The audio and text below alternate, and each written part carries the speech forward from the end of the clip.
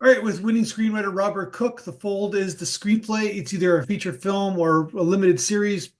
It's a great proof of concept script. It's you kind of I laughed at your blog interview because we just asked you to describe the script in 2 words, and you said nerd action, correct? Yeah, yeah, I mean, it's a fun genre. It's, taking an unlikely hero and making him into something. So, So give people the pitch. What's the script about? What's The Fold all about? well, it's about a guy who's trying to figure out a way to his own brain inside him, and so he's trying to get to this point where computer basically guess what it is that he would do. And he does it by creating a VR and recording what his brain does when he's in this VR. And the hope is it would teach the computer then how he might think. And that's the main thing. Of course, the irony is in the end that he has to believe that the VR is real for it to actually give him a mirror of his brain. And eventually he gets to that point. So, So has anybody made this statement before? It sounds a little Inception-ish.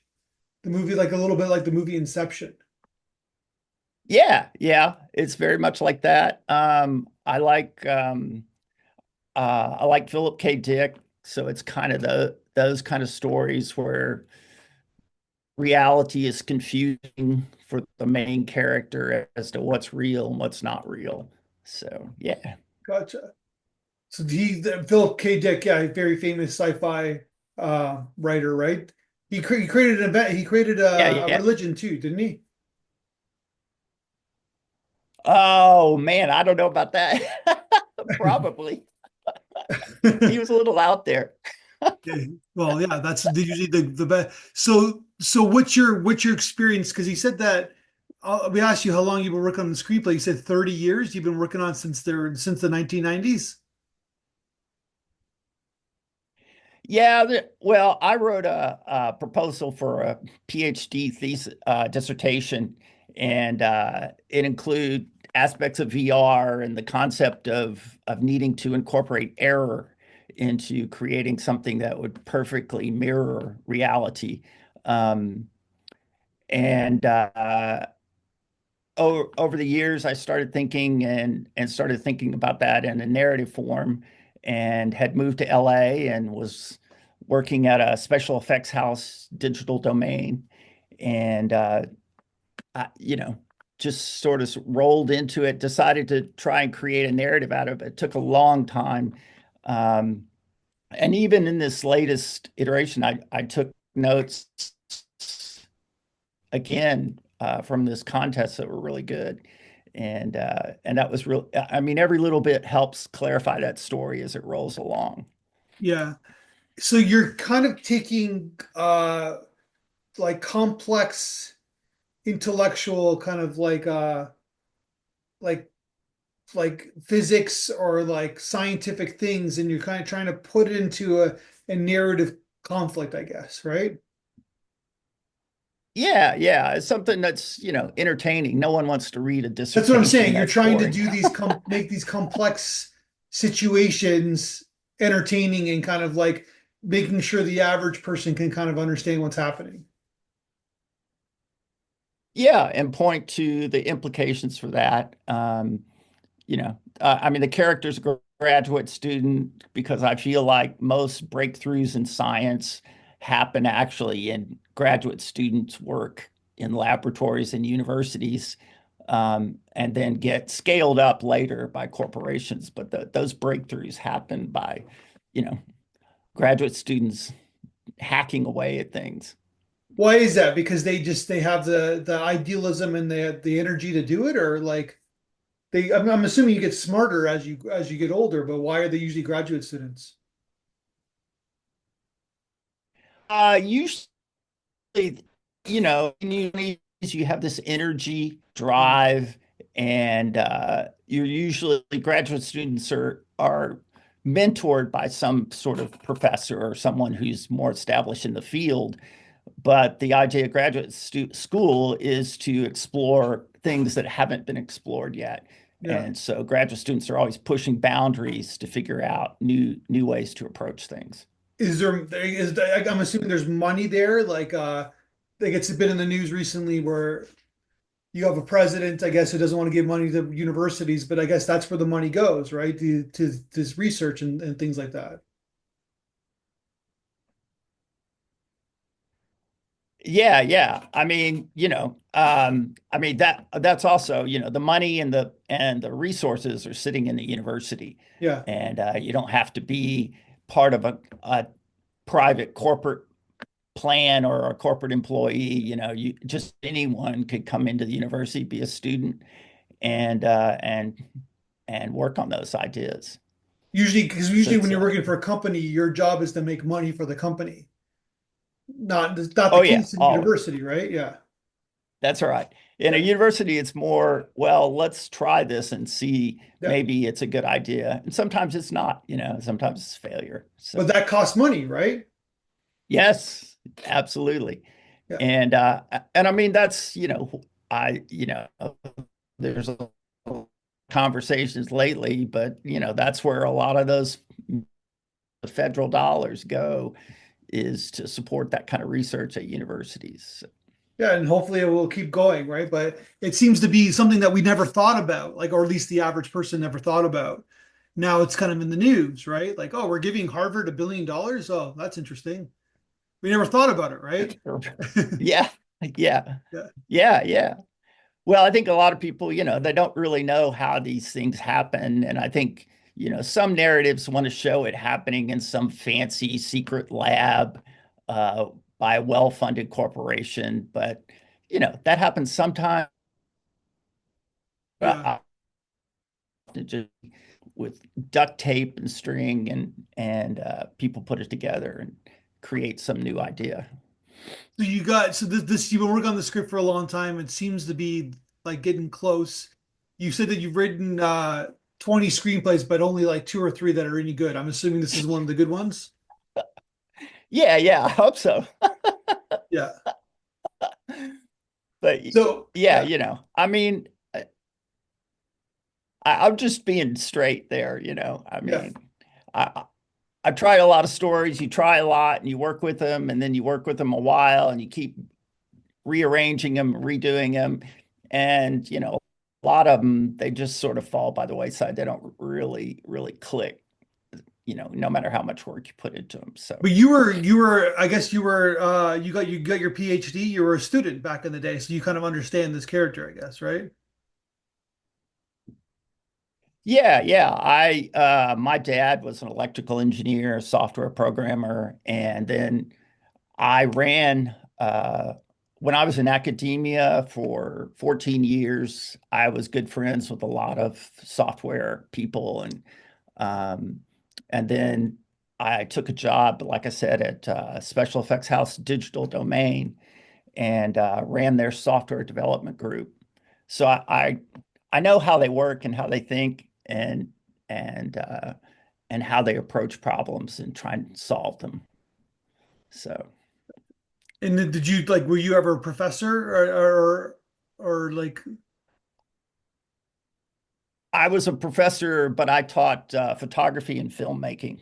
oh wow, So okay. I also have an MFA in I have an MFA in screenwriting, and so And you have a I was a PhD as commercial well? photographer in the '80s. Yeah, do a few things.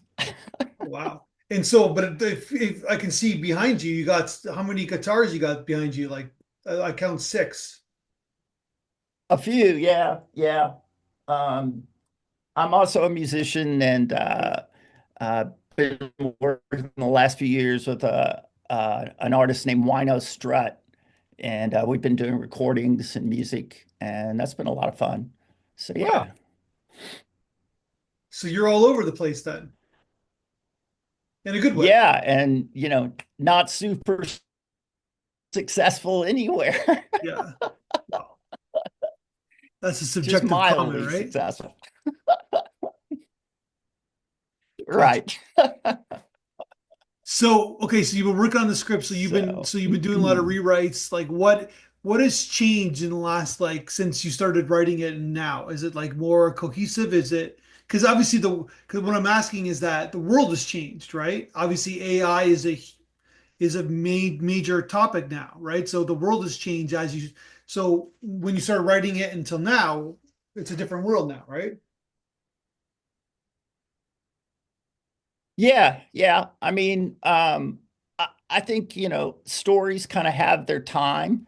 And it was an idea I was working with a long time ago and then created, really solidified the narrative probably about 14 years ago or so. But no one was very much interested in VR or AI. It just wasn't a thing. And it has moved into that direction. So this narrative, it's sort of its time to pop up. Yeah, But yeah, mostly what I've done on the rewrites, the actual original story is all pretty much there, but the rewrites are about, you know, really clarifying those characters, making each one unique, and then really making the narrative line as clear as possible. And as a writer, I always think it's clear in my head, and then someone else reads it and says, "Well, what is this?" And you know, yeah.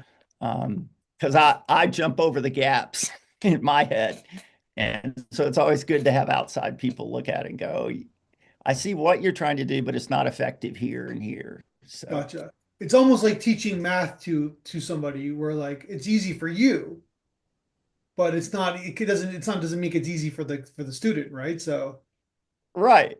You just do this and this, and you get this, right? And yeah. and I don't know, and then I do this and this, but I in my head, oh yeah, that makes perfect sense. And then someone reads it and goes, I don't see what is Yeah. going here.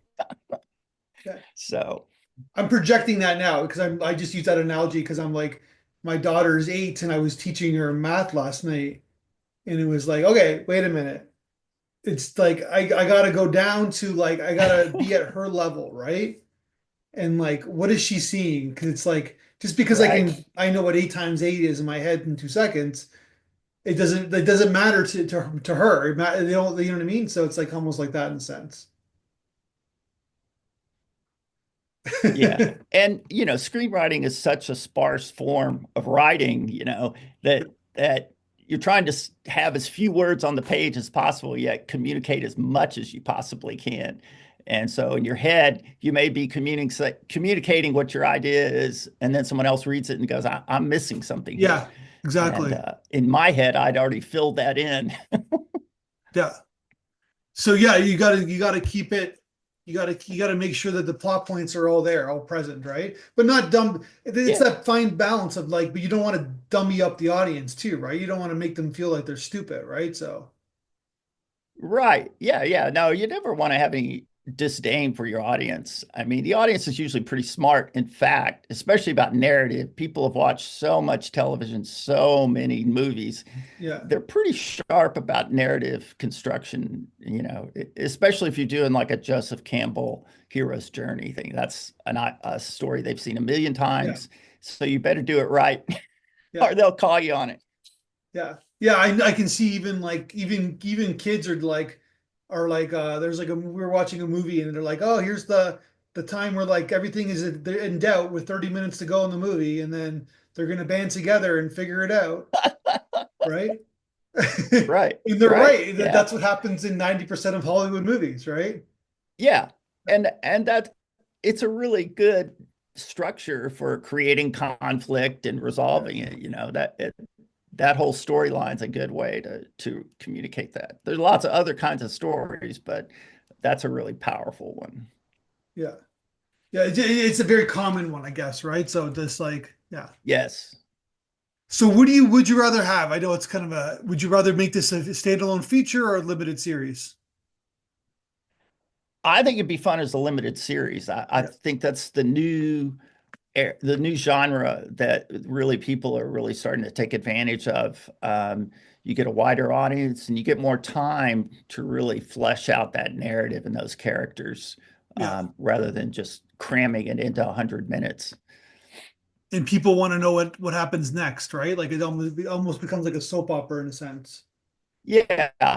And the way this narrative ends is sort of that Thelma and Louise kind of gambit where they both go off a cliff together. And if you know it's a series, then you know something's going to happen next. As a movie, it might be ambiguous as exactly what's going on, but in a series, you know, oh well, they're coming back, so something will happen to Yeah. continue the story. Gotcha. Yeah, but there's something of the feature film was all it's always about the ending, right? And Yes. and it's hard to like kind of get that nail that ending where like a limited series that's sometimes the issues with like TV shows or limited series is like, oh, they're just dragging this along. We're like they don't know where it finishes, right? Yeah. Right. So do you have what I'm Right. saying is Right. that do you have Well, an a lot of ending? those things get started and they haven't. Yeah. They Yes. don't know the story Yes. yet, right? Yeah. Right. Do you Right. have an ending? So the end. I have an ending, Yeah. and you know, I would love to explore that whole scenario of what happens if the first human sort of person drops into a digital realm. What are the implications for that, and you know, for all kinds of things, from just narrative point of view to gender identity, because in my story, one of the digital characters is female, the other is male, and yet in a digital realm, that doesn't really make any difference. Um, so anyway, raises a lot of questions of what's the implications for that. And I wanted to shy away from this type of story where uh, this is catastrophic either for computers or for humans, like the Terminator story or Transcendence. I don't know if you remember that Yeah. with Johnny Depp. Um, That's these going way things back, but sort of yeah. yeah, Yeah. sort of apocalyptic kind of view Yeah. of what happens. Yeah. Um, where I think it's more interesting, like the William Gibson kind of stories, where you're just in it and that's the way it is, and it has implications for how you go about in real life and in VR. Gotcha. And so then while you're writing, you're playing music and you're like reading scientific magazines, I guess, or Yeah, some, journals. and then yeah, and I've been working on music videos. I think I've Oh, really? Okay, cool. been shooting a lot with a little 8 millimeter double eight camera, shooting film. With an So 8 millimeter camera. Wow. yeah, yeah. Where are you Well, processing that? way, It's hard to way, find a place that can actually process that stuff. yeah. I use a lab in LA called Yale Labs, and they're Okay. actually the same lab that I used in undergraduate back in the late 70s. And they're still So around. That's they're amazing. still around, still doing that thing. Well, they got to be one of the last places in, I But know it's there's Los Angeles, but one. yeah, that they can that to process this stuff like that. Yeah, that's the last place on the West Coast. I think there's one place on the East Coast you can still get 8 millimeter developed, That's and then I amazing. have it scanned so I can work with it. And you're making So, music videos with 8 millimeter film? uh-huh. Yeah, yeah, yeah. Um, it's fun. It gives you a really beautiful kind of look that you just can't get from a filter or a digital No, effect or something. not at all. And but then I guess you don't need sound because it's a music video, right? So Exactly. yeah, Right, right. yeah. It has its own little vibe and feel to it, right? So yeah, Yeah, yeah. It has a sort of nostalgic kind of vibe to it. Um, because people associate that. It has a 50s, 60s kind of look to it.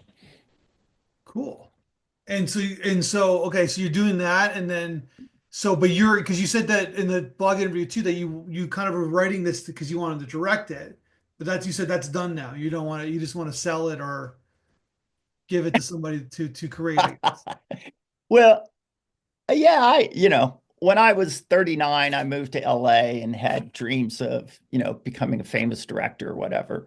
Um, and, that never happened. Uh, Other ways to make a living happened. But I've directed, a few things, directed my own feature. And being a director is a lot of work, especially on a feature.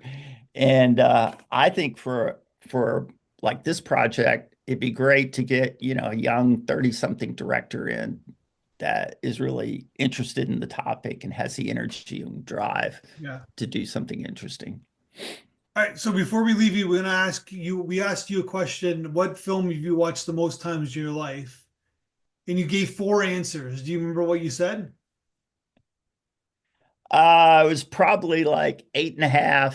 Yeah. And what was probably some Antonioni film or I can't remember because my wife rattled them off to me. She was like, "Oh, you watch this, isn't it?" I was like, "Yeah, that's probably true." You said Faces, John I Cassavetes, right? And Right, then right, Will right, Will Wonder's Paris, Texas, underrated movie. And right. then you said Kubrick's 2001, and then Fellini's 80. Yeah, I watch a lot of Fellini and Kubrick, or I have in my lifetime. Terrence Malick's another director I really like. Yeah, you like his All new the stuff? obsessive, not as much. Yeah. He's trying new things, so that's good. I really like to see that. But I also like Vim Vendors. Um, you know, I like those guys who are pushing narrative. Like Paris, Texas is a great, you know, non-traditional narrative line, not a hero's journey. It's just a No, not at all. Yeah. interesting vibe to it.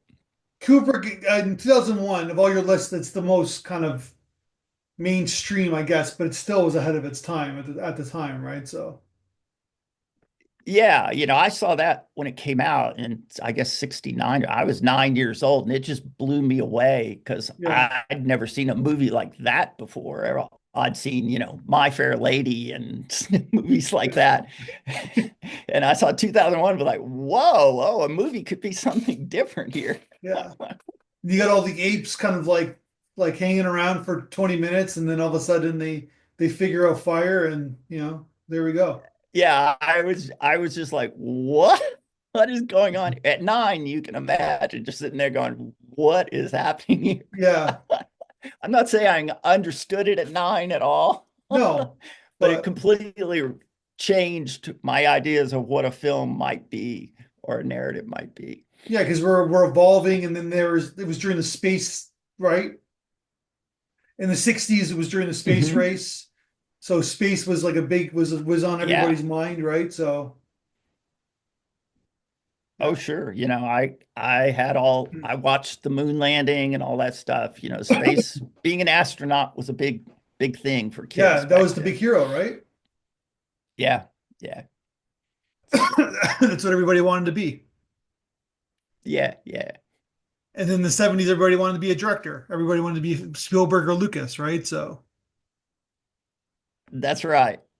Well, you had those, that 70s period early there where you had directors being able to kind of do what they wanted, like Frankenheimer and those guys, yeah. Well, uh, able to do some uh interesting stuff. you brought up sorry, I just lost his name. You brought you the one director, Malik. You brought up Malik, who kind of made some interesting Uh-huh. films in the 70s, right? So yeah. Yeah. Yeah. Yeah. Yeah. So, yeah. And then in the 80s, everybody just wanted to make money. Yeah. It kind of went that way. Yeah. It's And interesting. hopefully we're seeing the dying end of the men in tights kind of movies. Hopefully Hollywood will move on to something else more interesting. There's one coming out. You're talking about superhero movies, but there's one coming out next week. It's they keep Yeah. because there's an audience, right? There's still not a core audience, right? So, but yeah, Yeah, yeah. yeah. It Some seems of to them are be just dwindling unwatchable. though. So, oh man, Yeah, I can't go there. It's just yeah, like, yeah. yeah. They try to be this is listen to us, but they try to be like look how smart we are, look how like deep we are with these movies, but they're like it's like you wonder what they're thinking, like these big fans, right? So, anyways, look, Yeah. Uh, it's a comic book, man. I I just mean, shit that's on like a cool. big base film base. So yeah, Yeah, I mean, comic books are cool, but as a movie, not so much, I that's think. the whole point. What I'm trying to make is that they're cool, but don't try to be Yeah, more than what you are, right? So exactly. yeah, Exactly. and that's what they. I think that's what brought people the wrong way because they were like, they're eventually they're like, okay, we're gonna try, we're like the new kind of in depth storytellers, right? So, but it's like okay. Yeah. Yeah, but Oh, man. things ebb and flow, right? So hopefully things will come like, things will, but like you said, now it seems to be the limited series is the new kind of independent film, right? So or like so I think a lot of directors are attracted to that yeah. smaller screen that weren't in the past. TV was not a draw for No. directors. Well, you're seeing that, right? You're seeing like everybody's trying to do their thing, right? So they got a lot of creative Hmm. control, right? That's the Hmm. thing with these streamers. Got so much money, they can just give people filmmakers money and they can just do what they want to do, right? Yeah. Well, yeah, you go where the money is Yeah. to make your films. On that note, I wish you the best of So, success with this film. We had such a fun or unfun experience getting this interview across. We're having some technical problems, and I don't know what happened, but I'm glad we are able to do this. yeah, yeah, man. I'm glad it worked out finally. All right, let's talk again when It you was good to meet you, man. I've make your been next seeing trip. emails. Go ahead, go ahead. No, I was just glad to meet you after the back and forth emails, gosh, for a Yeah, long time exactly. now. So All right, let's talk good to again soon. connect.